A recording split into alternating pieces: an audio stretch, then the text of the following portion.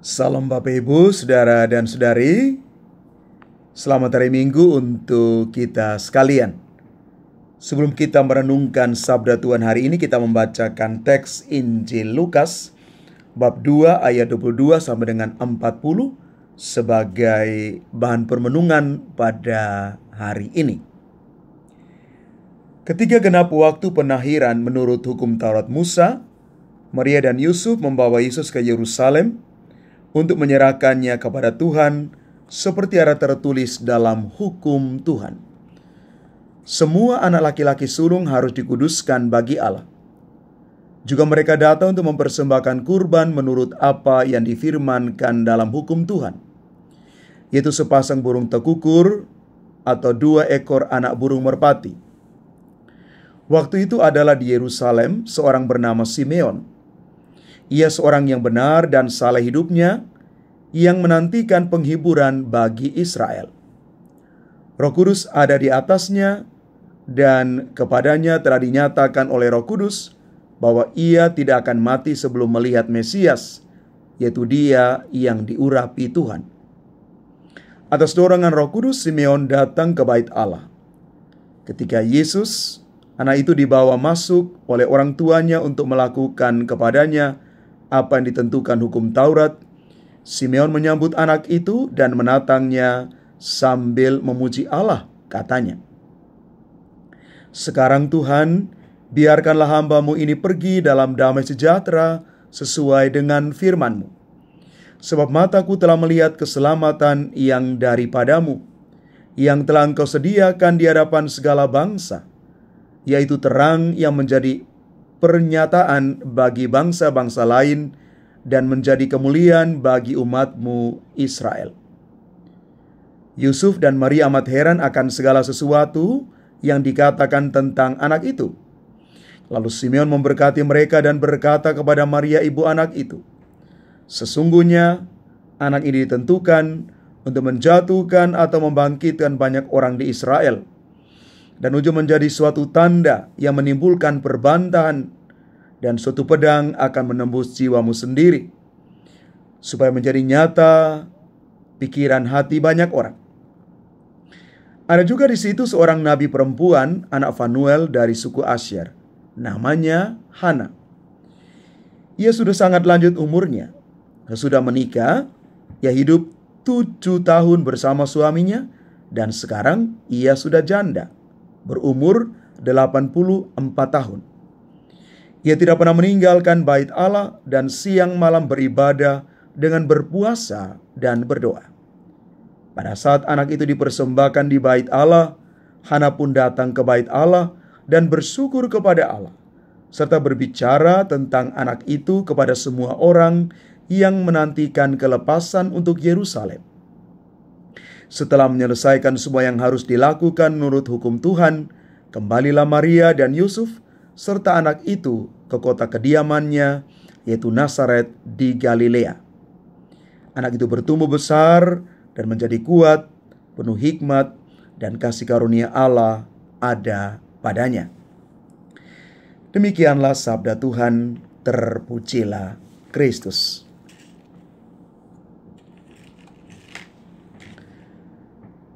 Bapak, Ibu, Saudara, dan Saudari, umat Tuhan yang terkasih,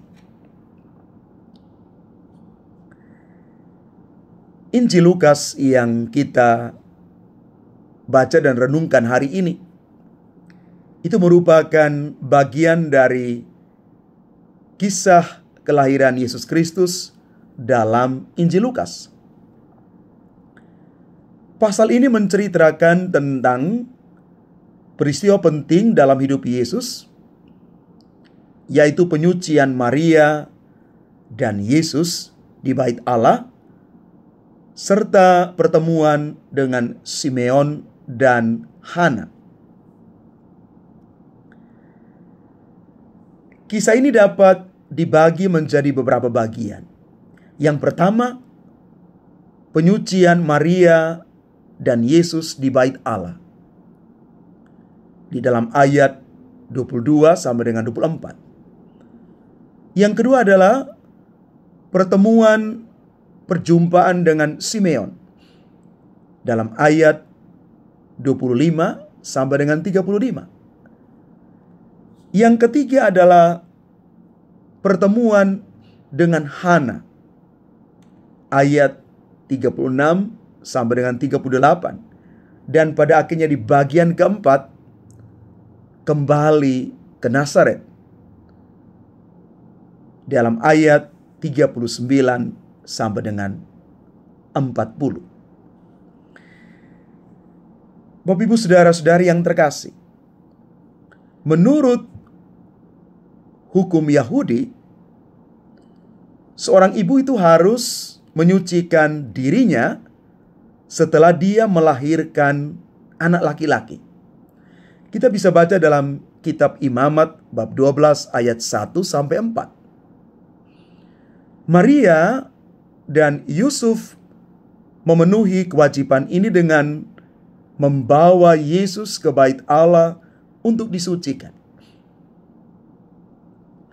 Mereka sungguh taat kepada hukum dan tradisi Yahudi. Simeon adalah seorang yang saleh dan dia takut akan Allah. Dia telah menerima wahyu bahwa dia tidak akan mati sebelum melihat Mesias.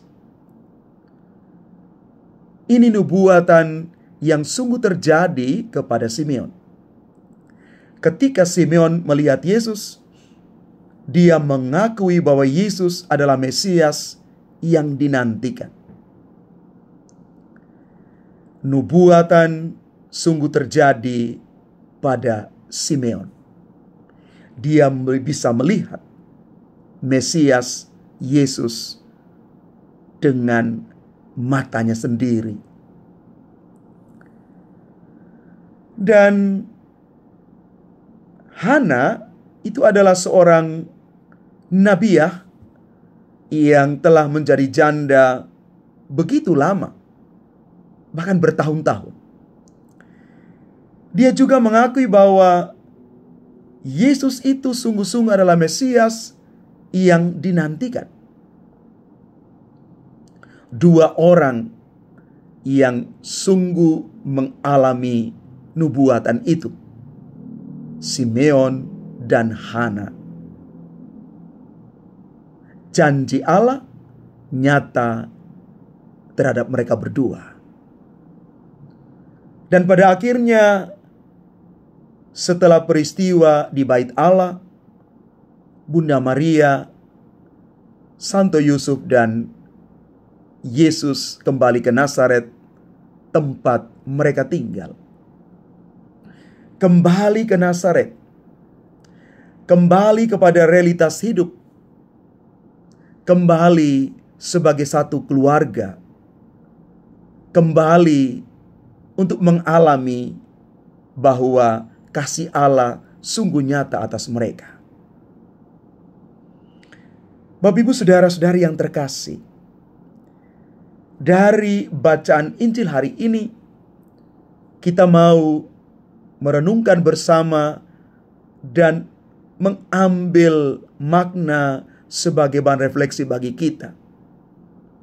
Yang pertama, Maria dan Yusuf menunjukkan ketaatan mereka terhadap hukum Yahudi dengan menyucikan diri mereka dan Yesus di bait Allah. Ketaatan yang keluar dari dalam penghayatan mereka yang luar biasa terhadap hukum Yahudi. Ketaatan yang muncul bukan karena keterpaksaan. Ketaatan yang membawa orang kepada keselamatan. Ketaatan yang membawa orang kepada kebaikan. Ketaatan di atas dasar yang sungguh kokoh kuat, taat kepada hukum Yahudi. Kita pun diajak untuk menjadi orang-orang yang taat. Ketaatan membawa kita kepada kebaikan. Ketaatan menjadikan kita semakin rendah hati. Yang kedua, Simeon dan Hana mengakui bahwa Yesus itu adalah Mesias yang dinantikan.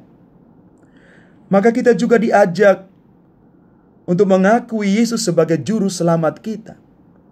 Dialah Mesias, dialah Tuhan yang hadir untuk menyelamatkan kita.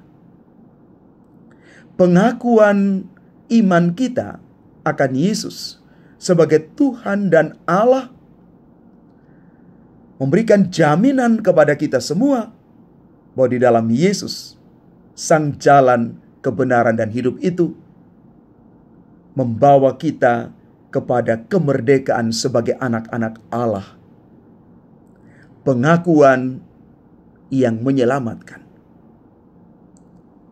Dan pada akhirnya, Simeon dan Hana menunjukkan kehidupan yang saleh dan takut akan Allah. Kita juga berusaha untuk hidup di dalam kesalehan dan takut akan Allah. Kesalehan yang keluar dari pengalaman iman kita yang personal akan Allah itu. Pengalaman disapa oleh Tuhan. Pengalaman diselamatkan oleh Tuhan. Pengalaman dipulihkan oleh Tuhan. Menimbulkan kesalehan kita yang luar biasa akan Allah. Hidup yang saleh adalah hidup yang berkenan di hati Tuhan dan juga di hadapan sesama.